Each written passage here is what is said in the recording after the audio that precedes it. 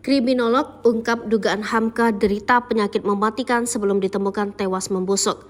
Kriminolog Universitas Indonesia Adrianus Meliala menguak soal dugaan penyebab kematian Hamka Rusdi, pengusaha travel umroh tewas di rumahnya dengan balita di Koja. Dugaan tak lain Hamka mengidap penyakit mematikan, salah satunya bisa ke jantung. Mengenai kenapa meninggalnya untuk yang Koja ini pada konteks ayahnya, saya sih menduga yang bersangkutan sakit terminal, misalnya jantung lalu kumat dan gak bisa ditolong lagi, kata Adrianus. Sementara istri Hamka, NP, ditemukan dalam kondisi lemas bersama anak sulungnya Ade.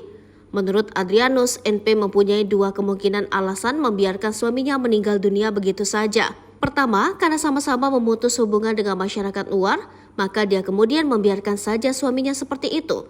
Dia tidak mau minta tolong atau tidak mau memakamkan suaminya, ya didiamkan saja.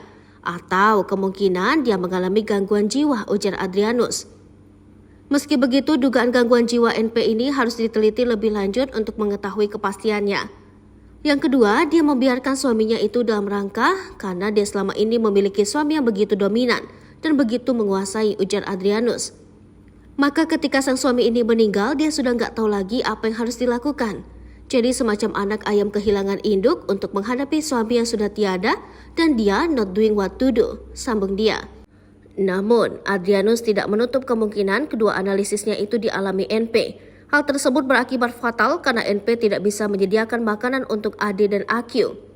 Lalu kemudian, sebagaimana diberitakan oleh media, malnutrisi seperti kekurangan gizi, seperti nggak makan selama beberapa hari bagi si sulung. Bagi anak yang bungsu, tentu tidak mendapatkan asupan makan. Lebih fatal, maka kemudian dia meninggal dunia lebih cepat pungkasnya.